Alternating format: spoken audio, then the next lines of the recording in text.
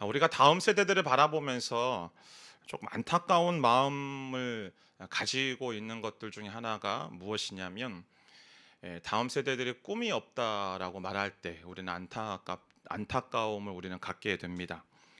꿈이 뭐냐고 물어보면 어떤 이들은 뭐 여러 가지 이야기들 하지만, 사실 오늘날 대부분의 많은 다음 세대들이 나는 꿈이 없다고, 굳이 꿈을 말하자면 그냥 평범하게 살고 싶다고, 그냥 사는 것이 꿈이다라고 말하는 그런 현실들을 우리는 마주하고 있죠. 물론 평범하게 사는 것도 어려운 현실이기 때문에 그렇게 말하는 것도 그것도 꿈이겠거니라고 생각하기도 합니다만, 차라리 건물주가 꿈입니다라고 말하는 것이 훨씬 더 낫지 않을까라는 생각도 하게 됩니다. 그러나 우리가 분명히 알고 있는 것처럼 꿈이 없는 사람은 아무런 생명력이 없는 인형과 같다라는 격언처럼, 사람은 꿈을 꾸어야 생명력 있게 살아갈 수가 있습니다. 때문에 어느 누구를 막론하고 사람은 꿈을 꾸어야만 되고, 그 꿈이 무엇이든지 간에 격려받고 고귀하다는 사실을 우리가 고백되어져야만 하는 것이죠. 예수를 믿는 그리스도인들도 동일합니다. 우리도 꿈을 꾸는 사람들이어야만 합니다. 하지만 그리스도인들에게 있어서의 꿈은 세상에서 말하는 일반적인 꿈과는 다르다라는 것을 우리는 분명히 알아야만 합니다. 유대인 랍비이자 20세기 최고의 기독교 신학자 중에 한 사람인 아브라함 요수아 헬셀의 누가 사람이냐라는 이 책 중에 이런 글귀가 있습니다. 누가 사람인가? 하나님의 꿈과 계획을 함께 듣고 함께 품고 해산의 고통을 겪는 존재, 세계를 구원하고 땅과 하늘을 화해시키는 하나님의 꿈, 그분의 참된 형상이며 그분의 지혜, 정의, 그리고 사랑을 반영하는 인류에 대한 그분의 꿈을 함께 꾸는 존재다라고 말하고 있습니다. 장황하게 말한 것 같지만 사실은 한 문장으로 요약하자면, 사람은 하나님의 꿈을 함께 꾸는 존재다. 그 하나님의 꿈을 함께 꾸는 존재가 그리스도인이다라고 우리는 말할 수 있을 것입니다. 그렇다면 여러분, 하나님의 꿈은 무엇일까요? 하나님의 꿈은 너는 내 백성이 되고 나는 내 하나님이 되는 것.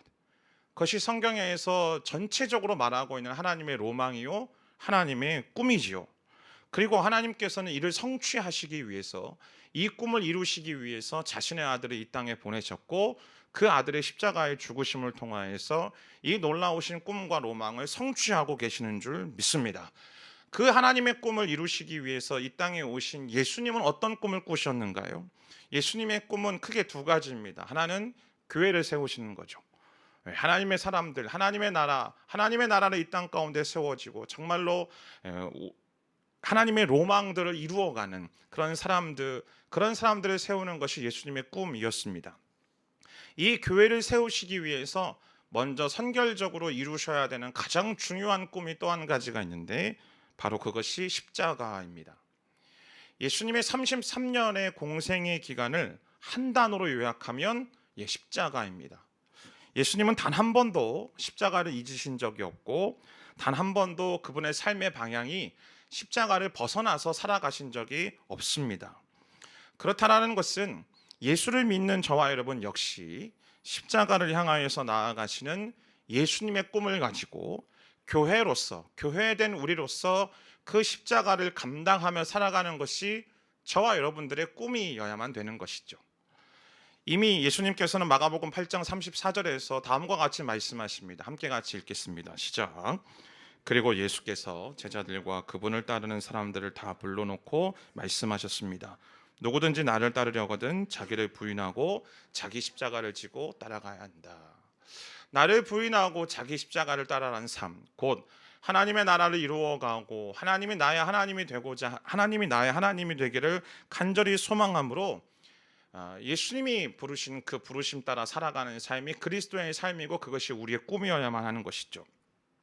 그런데 여러분, 이 꿈을 꾸며 산다라는 것은 결코 쉬운 일은 아닙니다.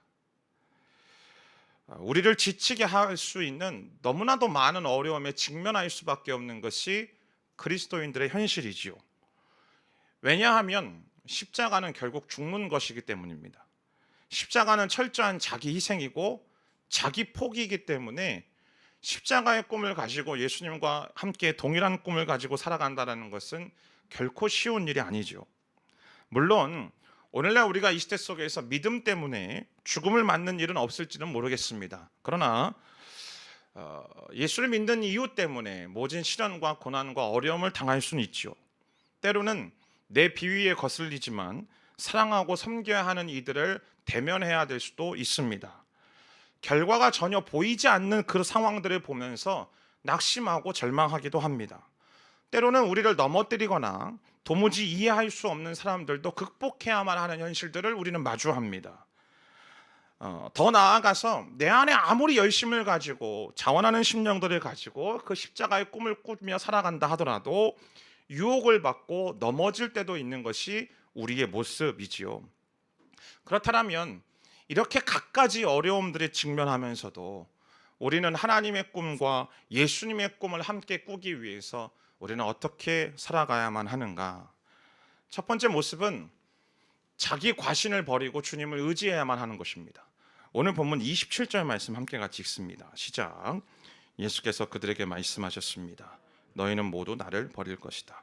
성경에 이렇게 기록되어 있다. 내가 목자를 치리니 양떼가 흩어질 것이다.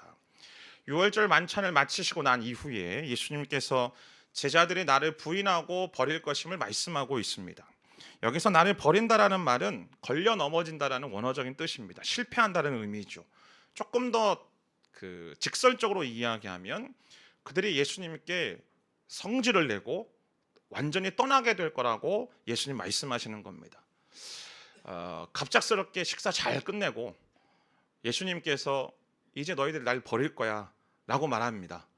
그 말을 들은 제자들은 어떻게 반응할까? 당연히 격렬하게 반응했죠. 오늘 본문 29절 말씀입니다. 함께 읽습니다. 시작. 베드로가 장담하며 말했습니다. 모든 사람이 주를 저버린다 해도 저는 그렇게 하지 않을 것입니다. 베드로뿐만 아닙니다. 오늘 보면 31절 말씀을 보면 제자들도 절대로 그럴 리 없다라고 강하게 지금 부르짖고 있습니다. 여러분 자세히 보면요, 베드로도 그렇고 제자들도 그렇고 예수님을 향하여서 절대로 거짓부렁을 하는 것은 아닙니다. 거짓말로 지금 고백하는 것이 아닙니다. 그들은 정말 마음을 다해서 우리는 절대로 예수님을 배반하지 않을 겁니다라고 이야기하는 거죠. 물론 우리가 알고 있는 것처럼 그들의 말과 행동이 일치하지는 않았지만 어쨌든 중요한 것은 주님을 향한 열정으로 충만해 있었습니다. 주님께 충성하고자 하는 마음으로 예수님께 우리는 절대로 예수님 안 버립니다. 예수님과 함께 죽을지언정 결코 예수님 버리지 않겠습니다 라고 말하는 것이죠. 어느 정도의 열정이냐면 이 베드로의 고백을 보면 다른 사람은 그럴지 몰라도 나는 결코 그러지 않을 겁니다 라고 말하고 있습니다. 사랑하는 성도 여러분, 저와 여러분이 오늘 이 본문 속에서 베드로와 제자들의 모습을 보면서 혹시 우리도 동일하게 말하고 있지는 않습니까? 야, 나 같으면 저 상황에서 저렇게 말 안 할 거야. 나 같으면 저 상황에서 예수님 배반하지 않을 거야. 나 같으면 그런 동일한 상황 속에서 제자들처럼 도망하지 않을 거야. 나는 다르게 할 수 있다라고 여러분 생각하는 분들 계십니까? 그러면 과연 제자들과 정말 동일한 상황들이 우리에게 주어졌을 때 우리는 정말 다르게 행동할 수 있을까요? 믿음을 고백하는 건 정말 쉽습니다. 헌신하겠다라고 선언하는 거 이 세상에서 제일 쉬운 일인지도 모릅니다. 하지만 우리의 믿음과 우리의 헌신의 고백이 진짜인지 아닌지, 강한지 약한지를 가늠할 수 있는 시간은 우리가 시련을 겪거나 고난을 지날 때야 비로소 우리는 깨닫게 되어지는 것이죠. 지난주 일부에서만 함께 같이 말씀을 나누었지만 어그러진 자아를 통하여서 변질된 자기 통제와 자기 의지로부터 구원받아야 되면 우리는 말씀을 함께 나누었습니다. 자기 통제와 자기 의지로부터 구원받아야 된 것 동시에 오늘 우리가 벗어나야 되는 것은 자기를 믿는 자기 과신으로부터 벗어나야만 합니다.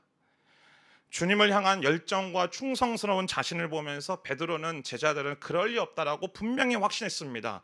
그러나 여러분, 이 모습은 자기 과신에 빠져 있는 모습입니다. 물론 내 자신을 믿는 일은 정말로 중요한 일입니다. 그러나 너무 내 자신을 믿잖아요. 그러면 그 과신이 자신감을 뛰어넘어서 오만함이 되기 쉬운 일인 것이죠. 사실 예수님께서는 이미 자신의 꿈을 함께 같이 꾸게 될 때에 제일 먼저 해야 되는 부분이 무엇인지에 대해서 말씀하셨습니다. 좀 전에 함께 같이 말씀을 읽었던 마가복음 8장 34절 말씀을 보면 자기를 부인하고라고 되어 있죠. 자기를 부인한다는 것은 self denial, 곧 내가 무가치하고 무능한 존재라는 점을 인정하라는 이야기가 아닙니다. 또 자기를 의지하고 그냥 망각 가운데 나라는 존재 자체를 생각하지 말라는 이야기가 아닙니다. 오히려 자기 부인이라는 것은 나를 의지하고 나를 신뢰하고 내 자신을 믿는 삶에서 하나님을 믿고 하나님을 의지하고 하나님을 신뢰하는 삶으로 바꾸라라고 예수님 말씀하시는 거죠.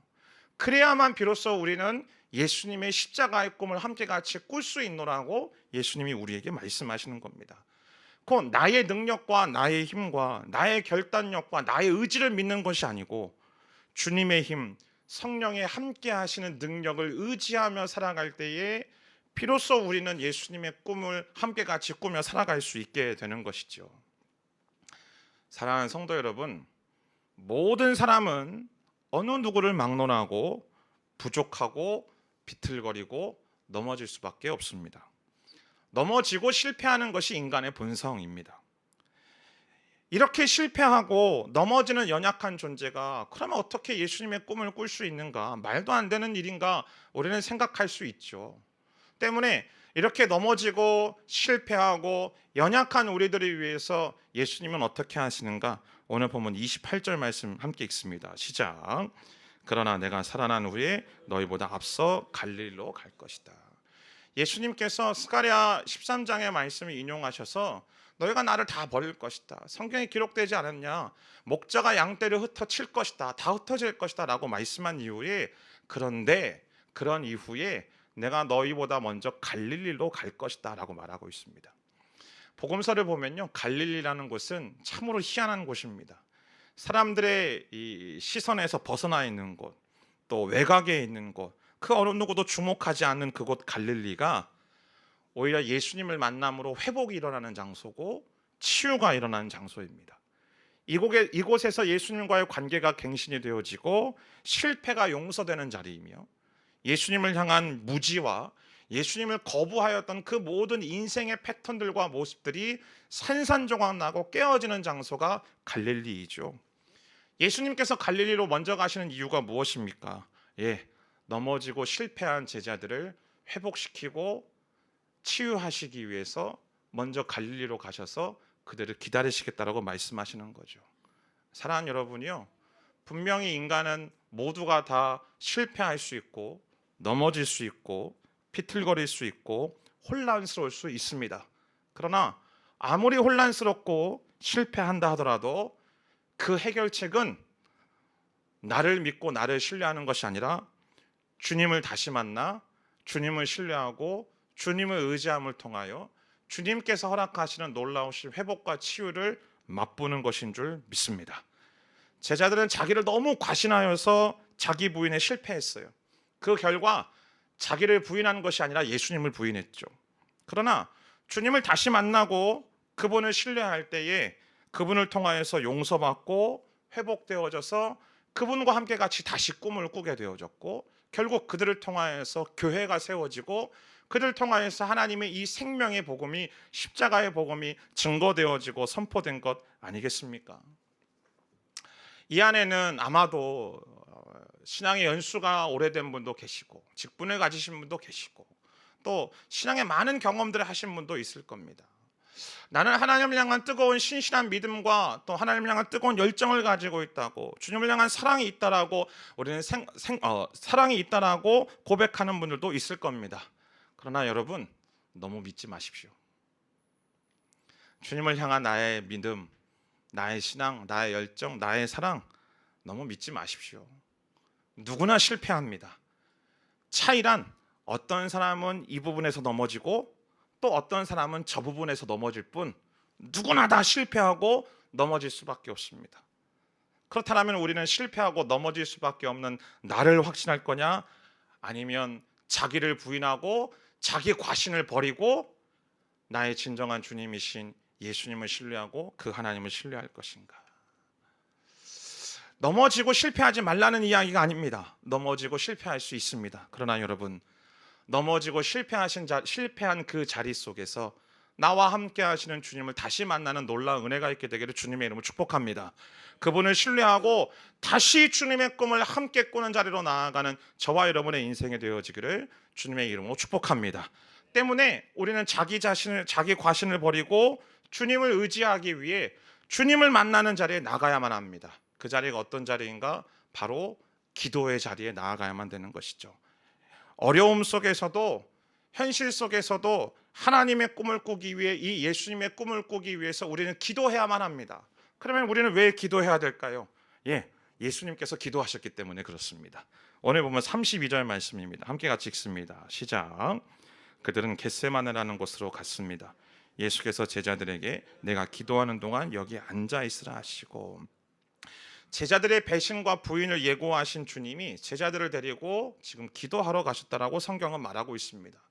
왜 기도해야 되는가? 예수님이 기도하셨기 때문에 그런 것이죠. 근데 오늘 본문 속에서 예수님은 또 우리가 기도해야 되는 이유에 대해서 말씀하고 있습니다. 오늘 본문 37절, 38절 말씀 읽습니다. 시작. 그러고 나서 제자들에게 돌아와 보시니 그들은 자고 있었습니다.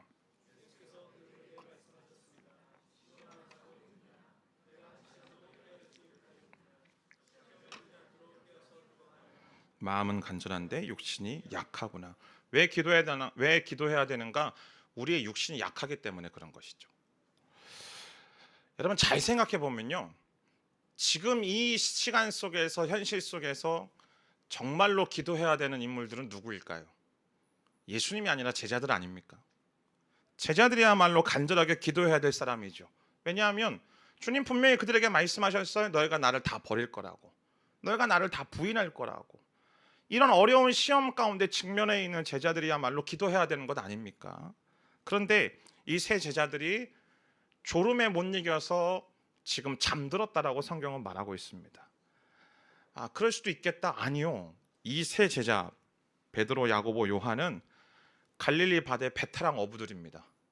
베테랑 어부들, 이들은요 매일 밤마다 밤새도록 고기를 잡던 사람들입니다. 얼마나 체력을 가지고 있었고 그런 이 밤낮이 바뀌는 라이프 스타일을 갖고 있었죠. 그럼에도 불구하고 이 저녁 시간, 이 밤 시간에 한 시간도 깨어있지 못한다. 인간이 얼마나 연약한지, 영적으로 얼마나 연약한지를 우리에게 보여주는 것이죠. 자, 여러분 이 상황 속에서 예수님 기도하시는데 오늘 본문에 보면 예수님의 마음이 어떠한 상태인지에 대해서 성경은 설명하고 있습니다. 오늘 보면 33절, 34절 말씀을 보면 예수님의 심리 상태에 대해서 이렇게 표현합니다. 매우 근심에 잠겨 괴로워하셨다. 그리고 제자들에게 이렇게 말씀하시죠. 내 마음이 너무 괴로워 죽을 지경이다. 말 그대로 극도로 마음이 무겁고 곤혹스럽고 고민스럽고 당혹스러움을 예수님 말씀하시는 겁니다. 그럼 왜 예수님이 이런 마음을 가지셨을까요? 그가 받으신 육체적인 고난 때문에요? 물론 그럴 수 있을 겁니다. 그분이 완전한 인간으로 이 땅에 오셨기 때문에 지금으로부터 감당하셔야 되는 이 로마의 채찍질과 십자가의 그 죽음의 고통을 인간하고 동일하게 느끼실 수밖에 없죠. 그러나 여러분, 예수님께서 지금 힘겨워하시고 곤혹스러워하시고 당혹스러워하시는 것은 단순히 육체적인 고난 때문은 아닙니다. 그건 지극히 일부분일 뿐입니다. 예수님의 심리 상태가 이 정도로 힘든 이유는 지금부터 자신이 경험해야 될 영적인 고난, 영적인 고통 때문에 그런 것입니다.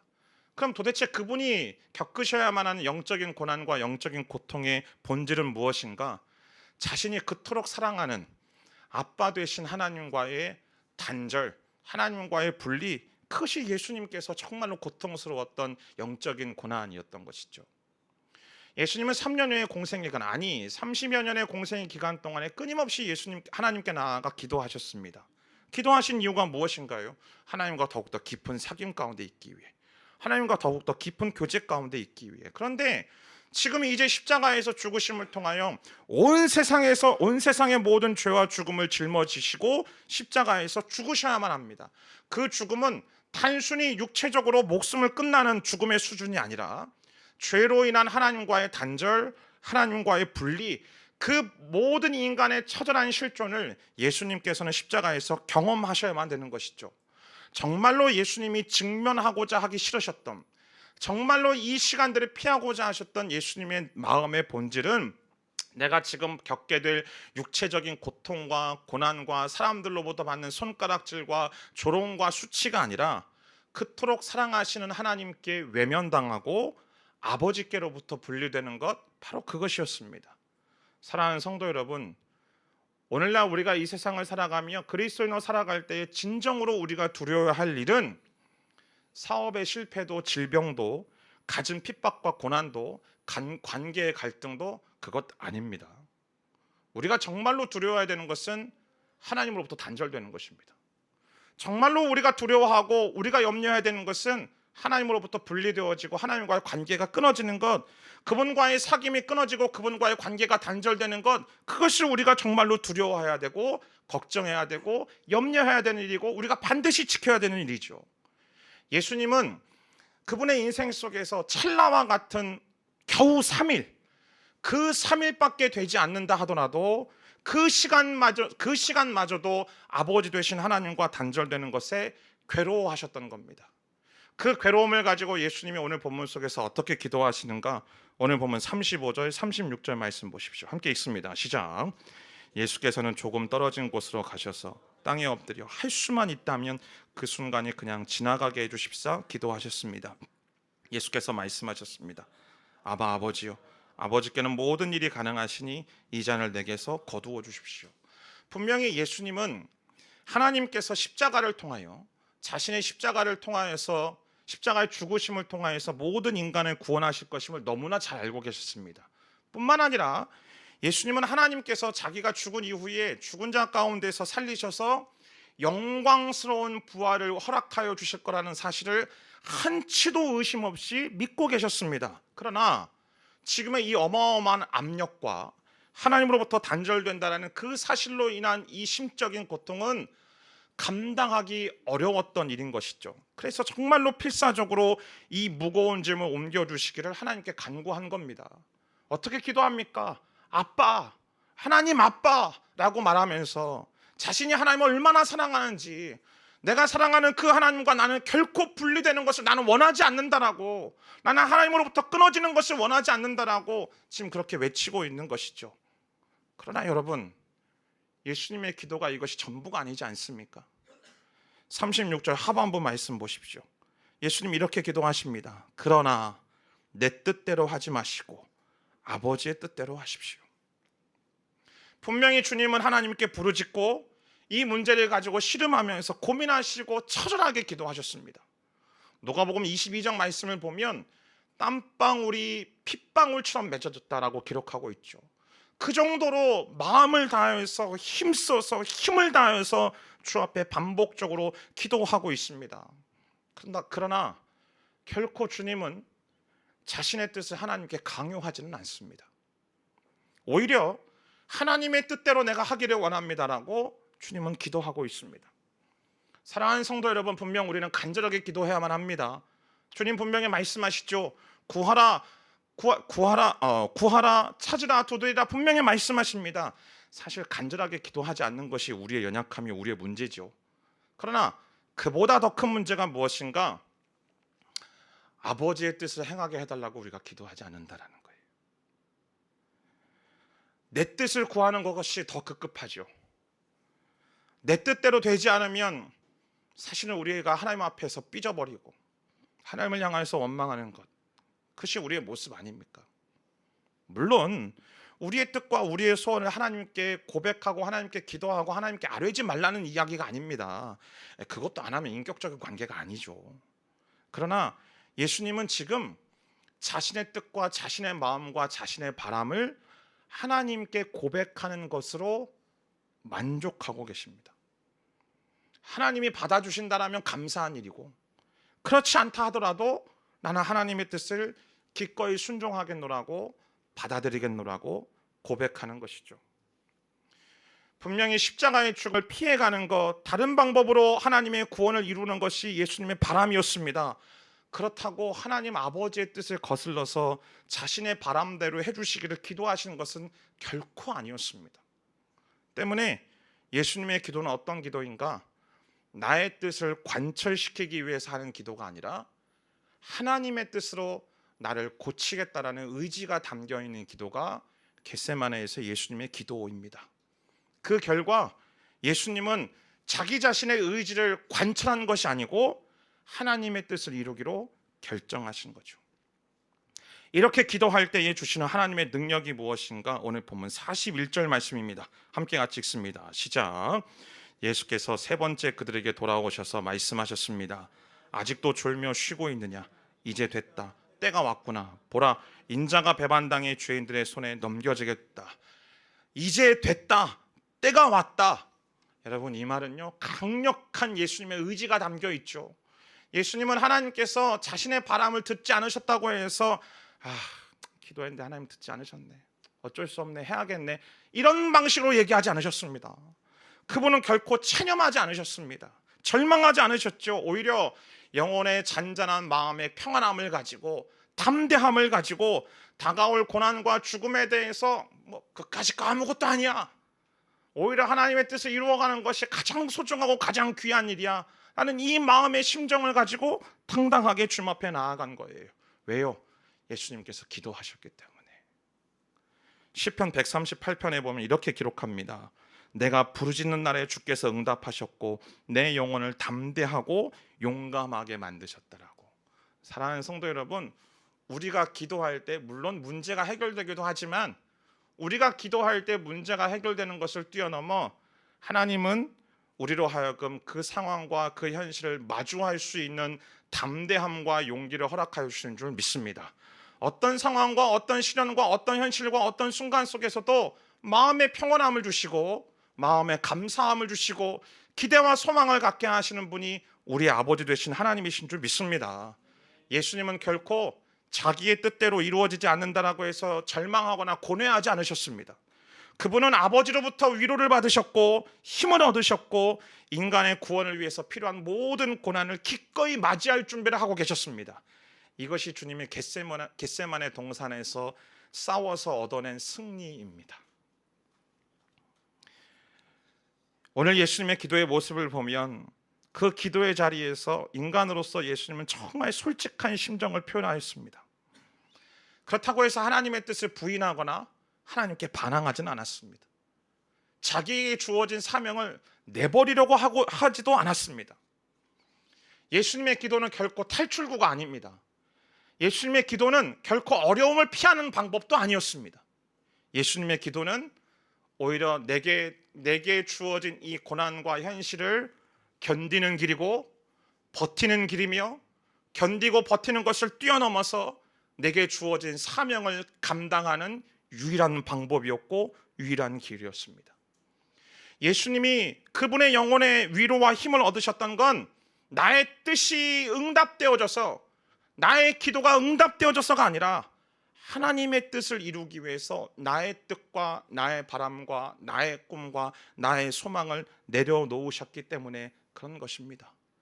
의도적으로 나의 꿈을 포기하고 나의 뜻을 내려놓고 자발적이고 능동적으로 하나님의 뜻을 이루기 위해 하나님의 꿈을 꾸고 당신의 꿈을 이루고자 하는 그 소망을 가지고 나아가셨기 때문에, 내 자신의 바람을 요청하는 것과 그 바람이 하나님의 뜻이 아닐 경우 그와 다른 하나님의 뜻에 순종하게 해주십시오 라고 고백하는 이것은 우리의 기도의 원리이자 우리의 기도의 동일한 내용이어야만 하는 것이죠. 그래서 예수님은 우리에게 그런 기도를 가르쳐 주시지 않습니까? 땅에서 이루어진 것처럼, 죄송합니다, 하늘에서 이루어진 것처럼 땅에서도 이루어지게 하여 주옵소서. 하나님의 뜻이 나의 뜻이 되게 해주십시오. 하나님의 마음이 나의 마음이 되게 해주십시오. 예수님은 겟세마네에서 자신이 그토록 고통스러워하는 순간에도 깨어있지 못해서 함께할 수 없었던 제자들에게 오늘 본문 42절에서 이렇게 말씀하십니다. 일어나라, 가자. 여러분, 제자들 분명히 실패했습니다. 또 실패할 거고요. 자기의 확신을 넘어서서 자기를 과신했지만 결국 걸려 넘어지게 될 겁니다. 그런 실패하는 제자들을 향해서 예수님이 말씀하십니다. 일어나라, 함께 가자. 무슨 말인가요? 너희들은 실패했어. 근데 그래도 내 꿈인 이 십자가의 길에 함께 나아가자라고 초대하고 부르고 계시는 거죠. 함께 당신의 꿈을 꾸고 그 꿈을 이루자고 초대하고 계시는 겁니다. 여러분, 우리도 겟세마네에서 졸고 있던 제자들처럼 실패할 수밖에 없는 존재들이고요. 지금 이미 실패한 사람도 있고 여전히 실패한 상태에 있을 수 있고 또 앞으로도 계속 우리는 실패할 겁니다. 자기 확신을 넘어서 주님이 아닌 자기 자신을 과신하면서 믿음의 고백과 헌신의 고백은 열심히 하지만 예수님의 꿈을 이루는 것은 고사하고 그 꿈을 함께 꾸는 것도 벅찬 것이 나의 현실 아닙니까? 보다 더 솔직해지자면 여전히 나의 꿈과 소망이 예수님의 꿈보다 더 중요한 것은 아닌지도 모르겠습니다. 너무 바쁘고 너무 힘겹고 내가 지금 버티고 내가 견딜 이 현실 자체가 너무나 나에게 크고 너무나 나에게 중요하기 때문에 예수님의 꿈은 한낱 나에게 사치이고 예수님의 꿈을 함께 같이 꾸어 그 교회를 이루어가는 것이 나하고는 상관없는 일이라고 생각하는 분들도 있을 겁니다. 어떤 분들은 그럼에도 불구하고 그 꿈을 꾸며 함께 같이 살아가는데 왜 나는 내 인생 속에서 끊임없이 시련을 당하고 고난을 당하고 고통을 당하는가라고 고백하는 분도 있을 겁니다. 여러분, 예수님의 꿈으로 산다고 해서 결코 인생이 나이스해지는 게 아니에요. 예수님의 마음, 그 사랑의 동기를 가지고 하는 모든 일들이 그것이 고귀하다라고 해서 결코 쉬운 일이 아니라고요. 우리는 분명히 어려울 수 있습니다. 분명히 실패할 수 있고요. 분명히 절망할 수 있습니다. 그래서 예수님이 우리를 향해서 함께 가자라고 말씀하시는 그 말씀에 쉽게 응답하지 못하고 쉽게 반응하지 못할 수 있습니다. 그때 우리는 어떻게 기도해야만 하는가? 이제 우리는 이렇게 기도해야만 합니다. 하나님, 어려움을 피하게 해주시기보다 이 힘겨운 현실과 맞설 용기를 나에게 허락하여 주십시오. 주님, 뒤로 물러서지 않고 앞으로 한 발 더 내디딜 수 있는 용기를 허락하여 주십시오. 고난 중에서 이 아픔 속에서 나를 신뢰하는 것이 아니라 하나님을 완전히 신뢰하게 하여 주십시오. 나의 뜻을 관철시키기 위해서가 아니라 하나님의 뜻에 순종하게 해주십시오. 그리고 나의 아빠 되신 하나님 아버지의 사랑으로 결국 승리하게 하여 주옵소서. 오늘 이 기도를 이렇게 드릴 때에 주님은 당신의 꿈을 위해서 사는 저와 여러분을 견디고 버티게 하실 뿐만 아니라 주님의 꿈을 이루어가는 그 하나님의 놀라운 일하심에 대한 기대와 소망과 담대함을 가지고 주님의 꿈을 저와 여러분을 통해서 이루실 줄 믿습니다. 오늘 이 믿음의 고백을 올려드리며 주 앞에 나아가는 저와 여러분의 인생 되기를 주님의 이름으로 축원합니다.